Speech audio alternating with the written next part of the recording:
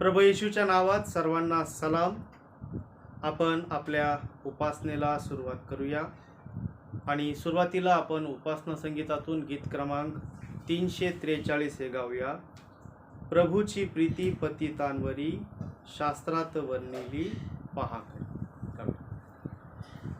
प्रभूची प्रीती पतितावरी, शास्त्रात वर्णिली पहा खरी.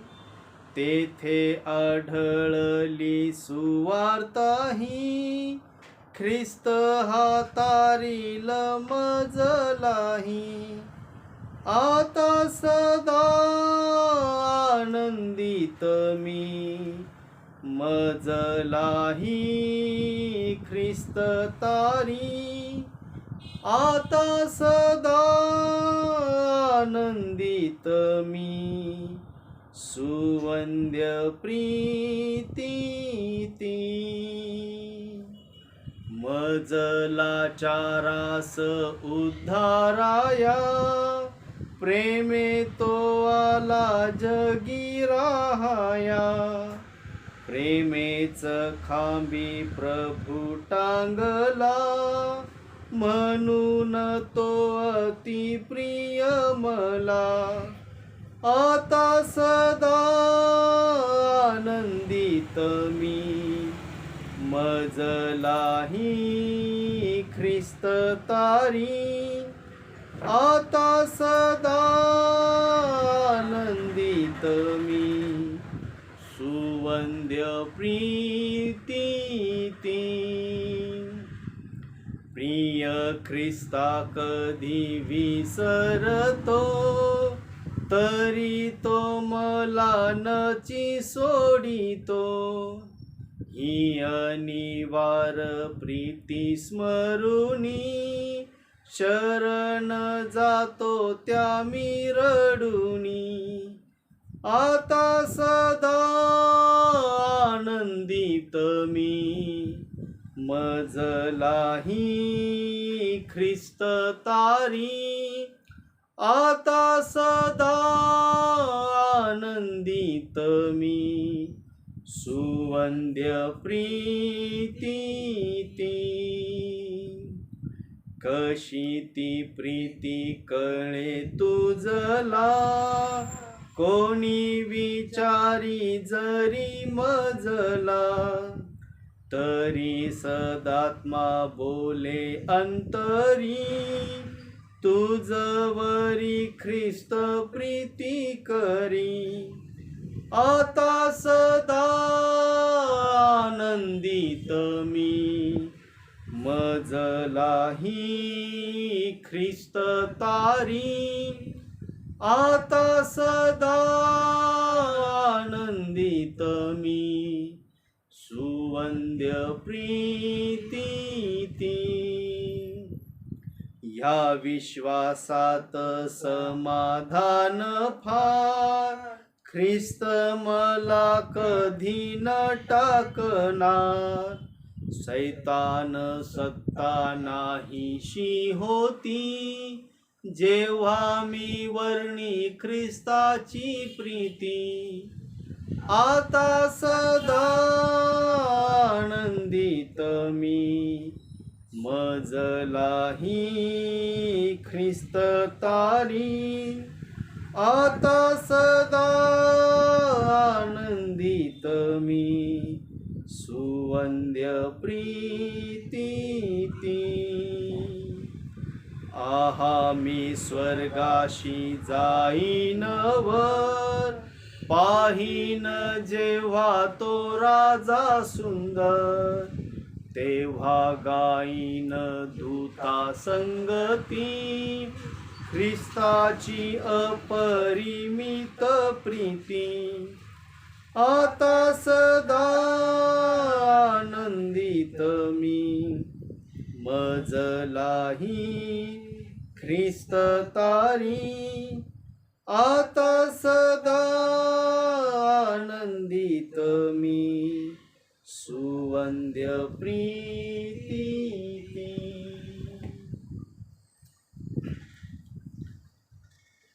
आपण शास्त्रवचन ऐकूया आणि आपण पाहूया योहानाचं शुभवर्तमान याचा 15वा अध्याय आणि वचने 12 ते 17 यावेळेस आपण ऐकूया. योहानकृत शुभवर्तमान याचा 15वा अध्याय वचने 12 ते 17. इथं असं लिहिलंय, जशी मी तुम्हावर प्रीती केली तशी तुम्ही एकमेकांवर प्रीती करावी, अशी माझी आज्ञा आहे. आपल्या मित्रांकरिता आपला प्राण द्यावा, यापेक्षा कोणाची प्रीती मोठी नाही. मी तुम्हाला जे काही सांगतो ते तुम्ही कराल तर तुम्ही माझे मित्र आहात. मी आतापासून तुम्हाला दास म्हणत नाही, कारण धनी काय करतो हे दासाला ठाऊक नसते. परंतु मी तुम्हाला मित्र म्हटले आहे, कारण जे काही मी आपल्या पित्यापासून ऐकून घेतले ते सर्व मी तुम्हाला कळविले आहे. तुम्ही मला निवडले नाही, तर मी तुम्हाला निवडले व तुम्हाला नेमले आहे. यात हेतू हा की तुम्ही जाऊन फळ द्यावे, तुमचे फळ टिकावे, आणि जे काही तुम्ही माझ्या नावाने पित्याजवळ मागाल ते त्याने तुम्हाला द्यावे. तुम्ही एकमेकांवर प्रीती करावी, म्हणून मी तुम्हाला या आज्ञा करीतो. परमेश्वर देवबाप या वाचलेल्या सर्व पवित्र वचनांना आपल्या प्रत्येकासाठी आशीर्वादित करो. परमेश्वराच्या नावाला मान, महिमा, गौरव आता आणि सदा सर्व काळ असो. आमेन. पहा, योहानाचं शुभवर्तमान 15वा अध्याय आणि वचने 12 ते 17 आपण ऐकली आणि आज आपण मनन करूया. आजचा आपला विषय आहे की प्रभू येशू ख्रिस्ताने आपल्यावर कशा प्रकारे प्रीती केली. प्रभू येशूने कशा प्रकारे प्रीती केली आणि आपण कशा प्रकारे प्रीती करतो. आपण असं या ठिकाणी वाचतो, वचन 12 मध्ये प्रभू असं म्हणाला, जशी मी तुम्हावर प्रीती केली तशी तुम्ही एकमेकांवर प्रीती करावी, अशी माझी आज्ञा आहे. त्याची आज्ञा आहे. काय आज्ञा आहे? तर ज्याप्रमाणे त्यांनी प्रीती केली, ज्या पद्धतीने त्यांनी प्रीती केली, ज्या प्रकारे त्यांनी प्रीती केली, आपणही त्याच प्रकारे प्रीती करावी, ही त्याची आज्ञा आहे. आणि केवळ इच्छा आहे असं नाही, तर ही त्याची आज्ञा आहे की आपण एकमेकांवर त्या प्रकारे प्रीती करावी. आणि म्हणून आज आपण पाहूया थोडक्यात की प्रभू येशूनं जगावर कशा प्रकारे प्रीती केली आणि आपण काही मुद्द्यांमध्ये हे पाहूया. शुभवर्तमानामध्ये आपण पाहतो, प्रभू येशूने प्रीती केली आणि कशा प्रकारे प्रीती केली, तर त्याने कुठलाही भेदभाव न करता प्रीती केली. त्याने कशा प्रकारे प्रीती केली, तर त्याने कुठल्या प्रकारचा भेदभाव केलेला नाही, कुठल्या प्रकारचा फरक त्याने केलेला नाही. म्हणजे आपण पाहतो की त्याने श्रीमंत आणि गरीब असा भेद केला नाही. श्रीमंतावरही त्याने प्रीती केली आणि गरिबांवरही त्याने प्रीती केली. त्याने प्रतिष्ठित आणि अप्रतिष्ठित असाही भेदभाव केलेला नाही. त्याने धार्मिक आणि पापी, नीतिमान आणि अनीतिमान असाही भेद केला नाही. त्याने सुशिक्षित, अशिक्षित, लहान मोठा, उच्च नीच असा कुठल्याच प्रकारचा भेद केला नाही. इतकंच नाही तर प्रीती करताना मित्र आणि वैरी हा सुद्धा भेदभाव त्याने केलेला. आणि ही फार महत्त्वाची अशी गोष्ट आहे. आम्हाला प्रभूने ही आज्ञा केली की आम्ही प्रीती करावी, परंतु कशा प्रकारे? जशी मी तुम्हावर केली, असं प्रभू म्हणतो. जशी मी तुमच्यावर प्रीती केली तशी तुम्ही एकमेकांवर करावी. प्रभूने कुठला भेद केला नाही. मित्र आणि वैरी हा सुद्धा भेदभाव त्याने केलेला नाही. आणि म्हणून आपण शुभवर्तमानामध्ये पाहतो, जर आपण मत्तयाचं शुभवर्तमान 8वा अध्याय आणि त्यामध्ये 1 ते 3 वचनं जर आपण वाचले, तर या ठिकाणी आपण पाहतो की एका कुष्ठरोग्याला प्रभू येशूनं बरं केलं. मत्तयाचं शुभवर्तमान याचा 8वा अध्याय, आणि या 8व्या अध्यायामध्ये आपण असं वर्णन वाचतो. जर आपण तो भाग वाचला तर पहा, असं लिहिलंय, मग तो डोंगर उतरल्यावर लोकांचे थवे त्याच्या मागे चालले, आणि पहा, एक कुष्ठरोगी त्याच्याकडे आला व त्याच्या पाया पडून त्याला म्हणाला, प्रभुजी, आपली इच्छा असली तर मला शुद्ध करावयास आपण समर्थ आहात. तेव्हा त्याने हात पुढे करून त्याला स्पर्श केला व म्हटले, माझी इच्छा आहे, शुद्ध हो. लागलेच त्याचे कुष्ठ जाऊन तो शुद्ध झाला. हे एक उदाहरण आहे शुभवर्तमानातलं, की प्रभू येशूनं कधीही कुठल्या प्रकारचा भेदभाव केलेला नाही. आता या ठिकाणी आपण पाहतो की कुष्ठरोगी म्हणजे कोण, तर हे अस्पृश्य मानले जायचे.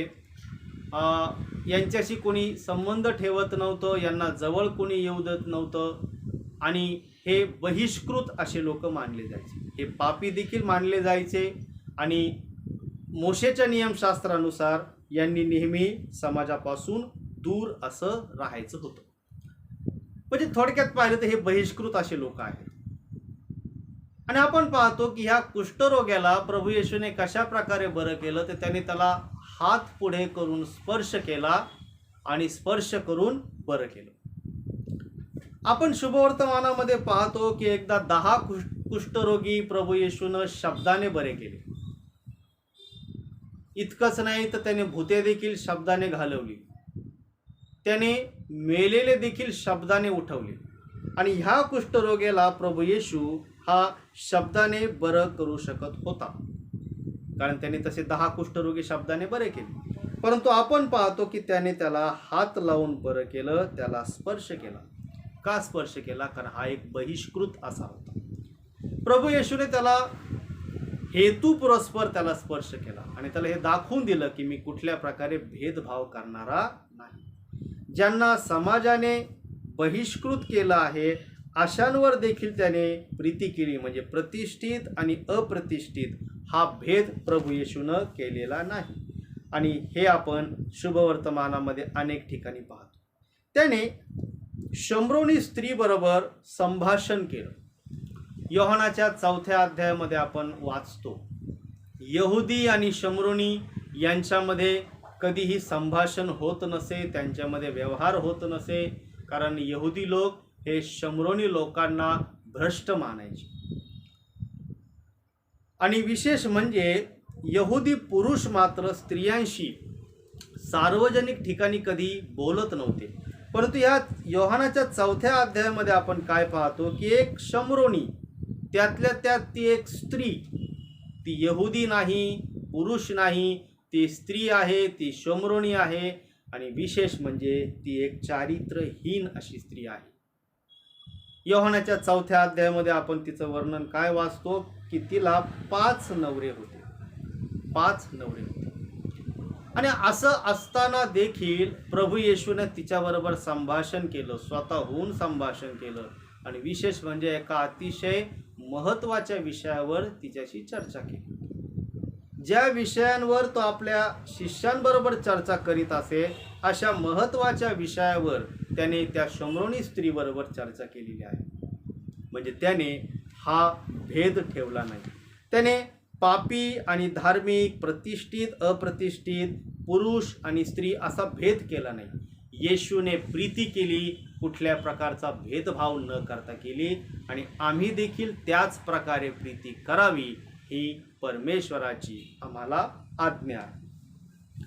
आणखी जर आपण शुभवर्तमानामध्ये पाहिलं तर आपण पाहतो की त्याने श्रीमंत आणि गरीब असा देखील कधी भेदभाव केलेला नाही. बरोबर, त्याने श्रीमंत आणि गरीब असा भेद केला नाही. जक्काय हा एक श्रीमंत होता, प्रभू येशू त्याच्या घरी गेला, त्याच्या घरी राहिला, तो एक श्रीमंत आहे. त्याच येरिहोमध्ये आपण वाचतो की एका बार्तिमय नावाच्या एका भिकाऱ्याला देखील त्याने प्रतिसाद दिलेला आहे, जो एक आंधळा भिकारी आहे. म्हणजे श्रीमंत गरीब हा देखील भेदभाव प्रभू येशूच्या सेवा कार्यामध्ये नाही. आणि या प्रकारे आम्ही प्रीती करावी ही त्याची इच्छा. तो तोंड देखलेपणा आमच्या हातून कधी होऊ नये. जशी त्याने प्रीती केली तशी आम्ही करावी. आणि आपण शुभवर्तमानाच्या अगदी शेवटी तर असं वाचतो की प्रभू येशूनं तर मित्र आणि शत्रू हा देखील भेद त्या ठिकाणी ठेवला नाही, आणि जगात असं कधीच कुणी केलेलं नाही. हे खरं आहे की परमेश्वर पापाचा द्वेष करतो, पण तो पापी मनुष्याचा द्वेष करत नाही. त्याने प्रीतीविषयी शिकवलं, क्षमेविषयी शिकवलं, आणि क्रूसावर आपण पाहतो की ज्या रोमी सैनिकांनी त्याला क्रूसावर टांगलं, त्या रोमी सैनिकांना त्यांनी काय केले? क्षमा केली. म्हणजे जे खरं तर त्याला छळतायत, त्रास देत आहेत, त्यांना त्यांनी क्षमा केली. हे काय करतायत हे यांना समजत नाही. तो असं म्हणाला, हे बापा यांना क्षमा कर, कारण हे काय करतात हे यांना समजत नाही. त्याने वैरावर देखील प्रीती केली, म्हणजे प्रीतीच्या बाबतीत तो देखील भेद त्याने ठेवला नाही. मत्तयाचं शुभवर्तमान 5वा अध्याय आणि 44 वचन आपल्याला काय सांगतं? मत्तय 5 वचन 44 असं म्हटलंय, 43 आणि 44. आपल्या शेजाऱ्यावर प्रीती कर व आपल्या वैऱ्याचा द्वेष कर असे सांगितले होते, हे तुम्ही ऐकले आहे. मी तर तुम्हा सांगतो, तुम्ही आपल्या वैऱ्यांवर प्रीती करा आणि जे तुमचा छळ करीतात त्यांच्यासाठी प्रार्थना करा. आणि हे सांगणारा जगामध्ये प्रभू येशू शिवाय दुसरा कोणीही नाही. त्याने प्रीती करा असं सांगितलं, आणि हे करताना, प्रीती करताना मित्र आणि शत्रू हा देखील भेद त्याने केलेला नाही. आणि हे आपण पाहतो की केवळ शिकवलं असं नाही, तर त्यांनी ते त्या ठिकाणी दाखवले देखील.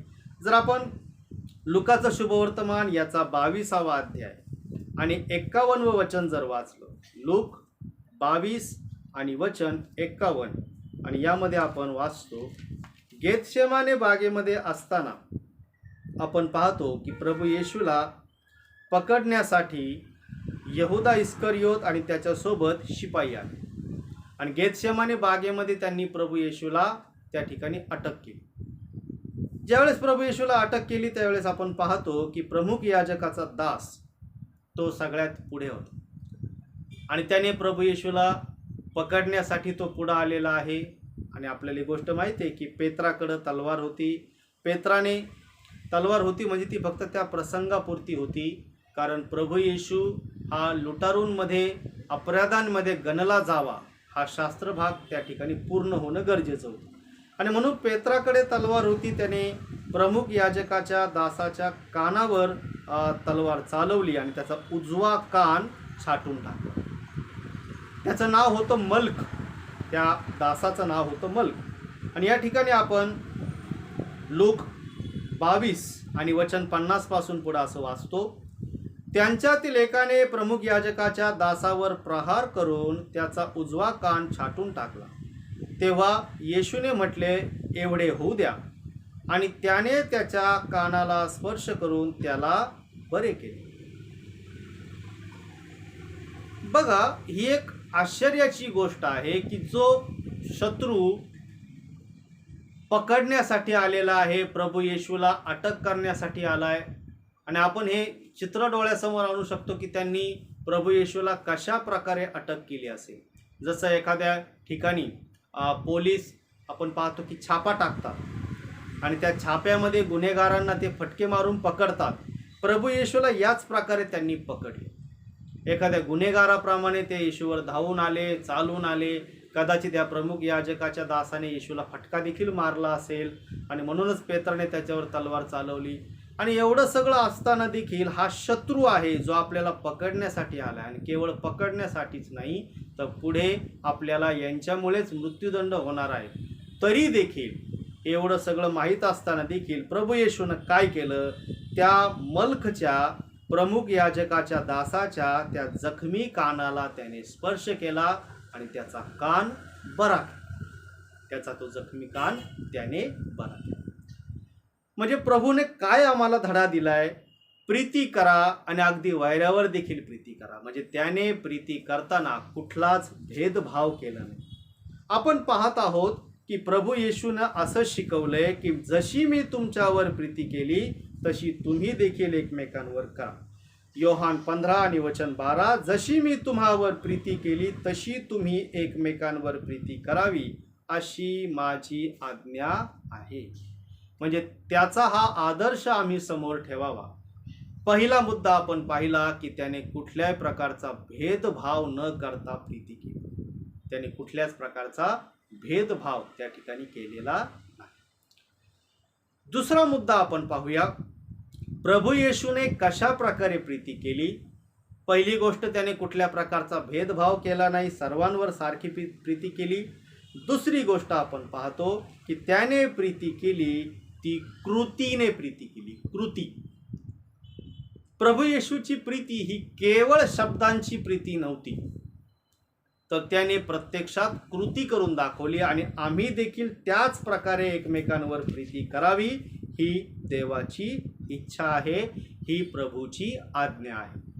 दुसरा मुद्दा आपण पाहूया की प्रभू येशूने कशी प्रीती केली. त्याने कृतीने प्रीती केली, कृती केली.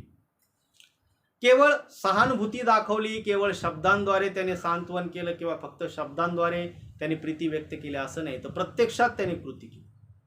आपण पाहतो की प्रभू येशू देह धारण करण्यापूर्वी परमेश्वराच्या सहवासामध्ये होता. प्रभू येशू देह धारण करण्यापूर्वी देव पित्याच्या उराशी गौरवी अवस्थेमध्ये होता, हे आपण पाहतो.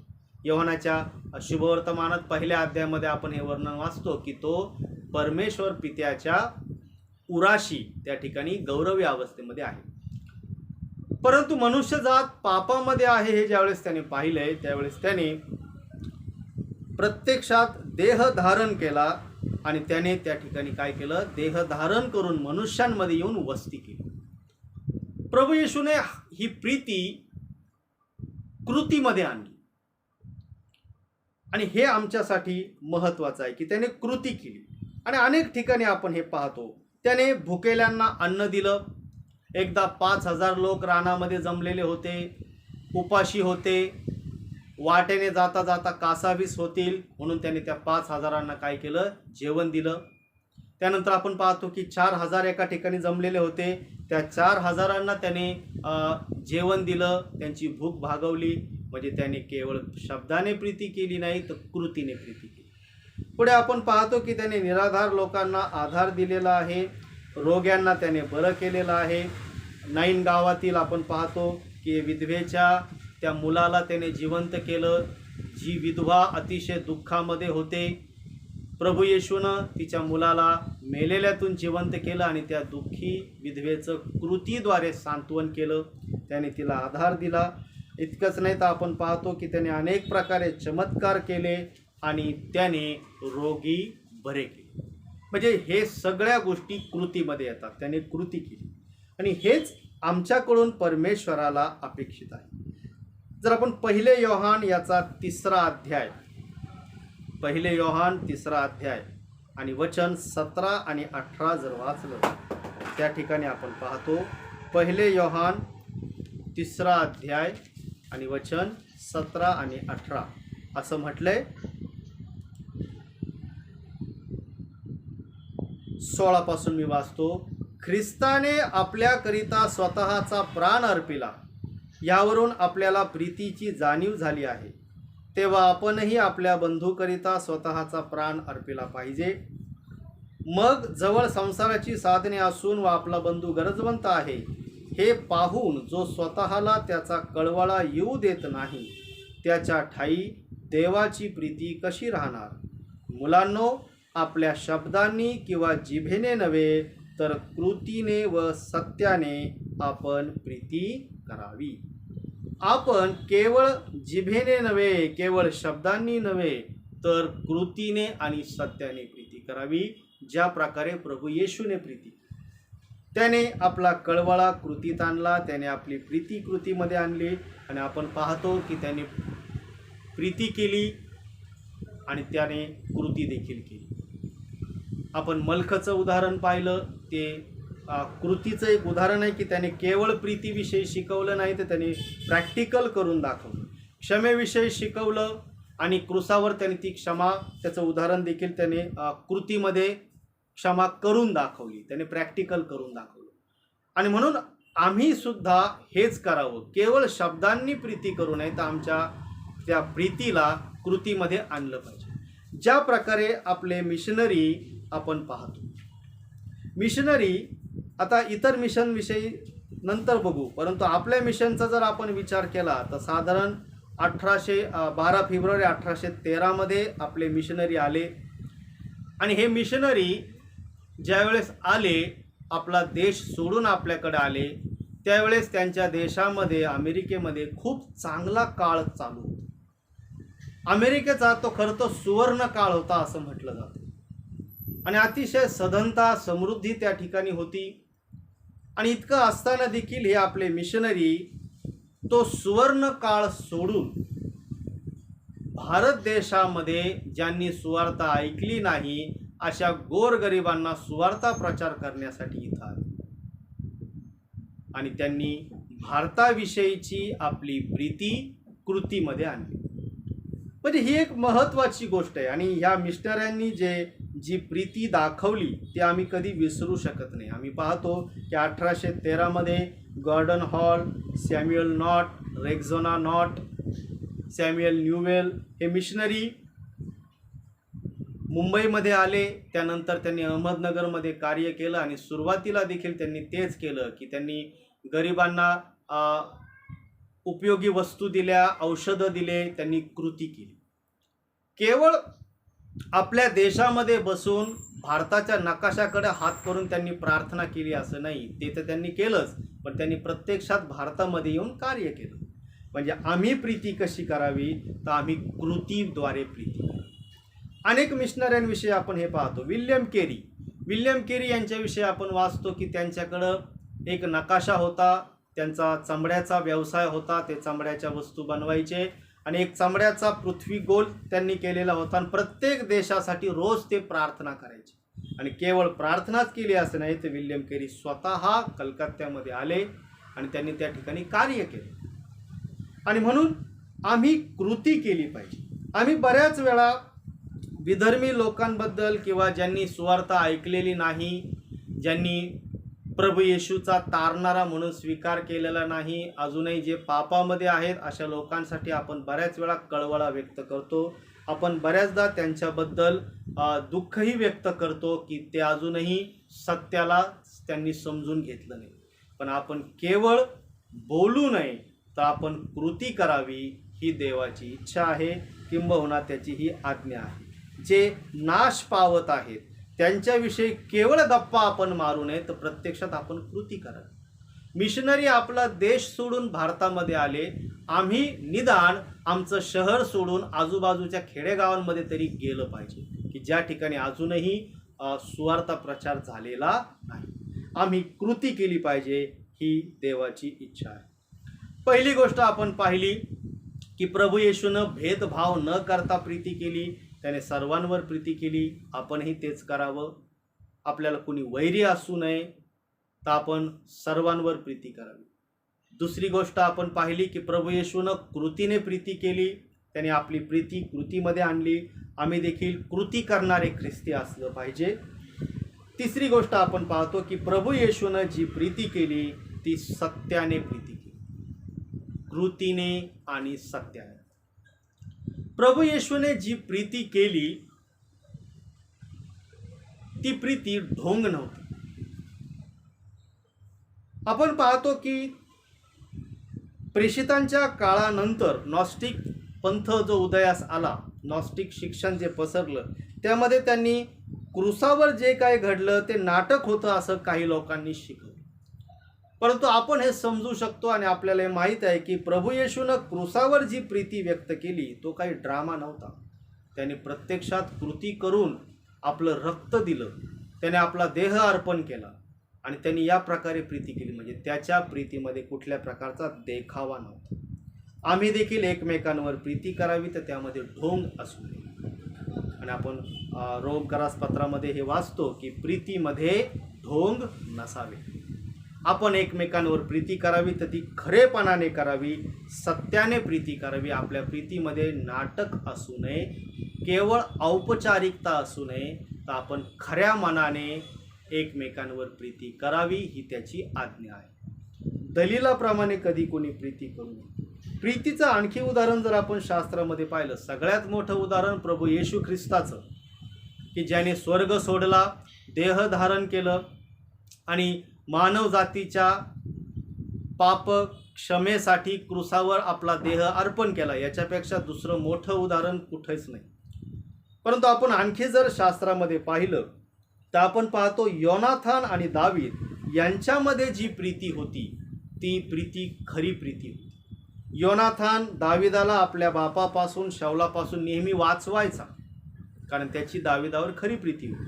आणि आपण पहिले शमूएल 20व्या अध्यायामध्ये आणि त्यानंतर पुढेही वाचतो, दुसरे शमूएलमध्ये वाचतो की ज्यावेळेस दावीद राजा झाला त्यावेळेस त्याने योनाथानाचे वंशज शोधून काढले आणि योनाथानाच्या मुलाला त्याच्या वडिलांची सगळी प्रॉपर्टी देऊन ती प्रीती व्यक्त केली, म्हणजे खरेपणाने प्रीती केली.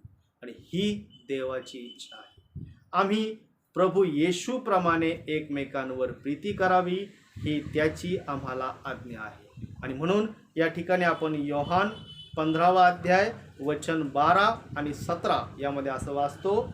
वचन 12 असं सांगते की जशी मी तुम्हावर प्रीती केली तशी तुम्ही एकमेकांवर प्रीती करावी, अशी माझी आज्ञा आहे. आणि वचन 17 मध्ये पुन्हा तो म्हणतो, तुम्ही एकमेकांवर प्रीती करावी म्हणून मी तुम्हाला या आज्ञा करतो. देवबाप या वाचलेल्या वचनांद्वारे आपल्या प्रत्येकाला आशीर्वादित करो. प्रभू येशू आपला आदर्श आहे आणि जशी त्याने आपल्यावर प्रीती केली तशी आपणही एकमेकांवर दररोज प्रीती करावी, आणि ही देवाची आज्ञा आहे. आपण प्रार्थना करूया. प्रार्थना करू. प्रेमळ बापा, खरोखर प्रभू, तू आमच्यावर एवढी प्रीती केलीस की आपला एकुलता एक पुत्र देखील तू आमच्यासाठी राखून ठेवला नाहीस. आम्ही तुझे याबद्दल मनापासून आभार मानतो आणि तुला धन्यवाद देतो. आणि प्रार्थना हीच करतो की देवापा, जो पवित्र आत्मा तू आम्हा प्रत्येकाला दिलाय त्यानुसार आम्ही चालावं, आम्ही एकमेकांवर प्रीती करावी, भेदभाव न करता प्रीती करावी, कृतीने आणि सत्याने प्रीती करावी, म्हणून आम्हाला सर्वांना सहाय्य कर. देवापा, जे वचन आम्ही ऐकलंय आणि वाचलंय ते वचन आम्हा प्रत्येकाच्या अंतःकरणामध्ये खोलवर शिरू दे. या वचनाद्वारे आम्ही चालावं अशी आमच्यावर कृपा कर. हे वचन आम्ही कधीही विसरू नये असं होऊ दे. ऐकणाऱ्या प्रत्येकाच्या अंतःकरणामध्ये देवापा हे वचन खोलवर शिरू दे. देवापा, यावेळेस आम्ही प्रार्थना करतो, आमच्या संपूर्ण मंडळीवर तुझी दया असू दे, आमच्या संपूर्ण चर्च काउन्सिलवर तुझी दया असू दे. देवापा, सर्व लहान थोरांना तू आशीर्वादित कर, वाईटापासून, वाईट आजारांपासून सांभाळ. आम्ही विनंती करतो, जर कोणी आजारी असेल तर त्यांच्यावर देवापा दया कर, त्यांना बरं कर. जे कोरोना बाधित असतील, हॉस्पिटलमध्ये ॲडमिट असतील किंवा घरी क्वारंटाईन असतील, त्या सर्व कोरोना बाधितांना देवापा तू आरोग्य दे, बरं कर, अशी आम्ही प्रार्थना करतो. देवापा, वाचलेलं वचन आम्हा सर्वांसाठी आशीर्वादाचं होऊ दे. इथून पुढचा सर्व समय पुन्हा आम्ही तुझ्या हाती पडतो. प्रभू येशूच्या नावाने प्रार्थना केली म्हणून देवापा तू ऐक. आमेन. हे आमच्या स्वर्गातील बापा, तुझे नाम पवित्र मानिले जाओ, तुझे राज्य येवो, जसे स्वर्गात तसे पृथ्वीवरही.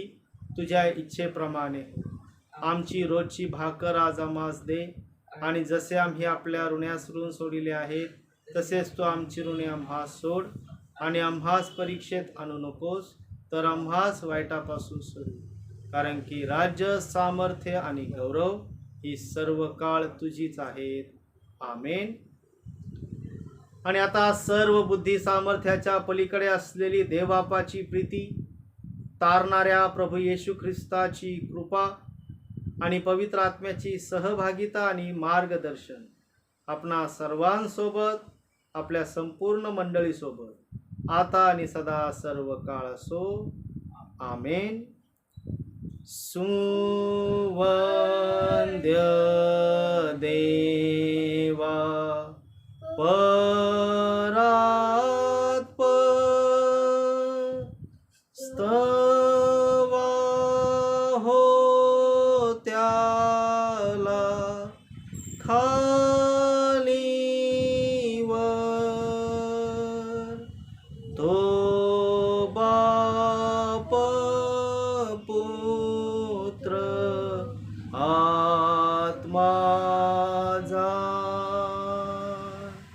त्रैकाला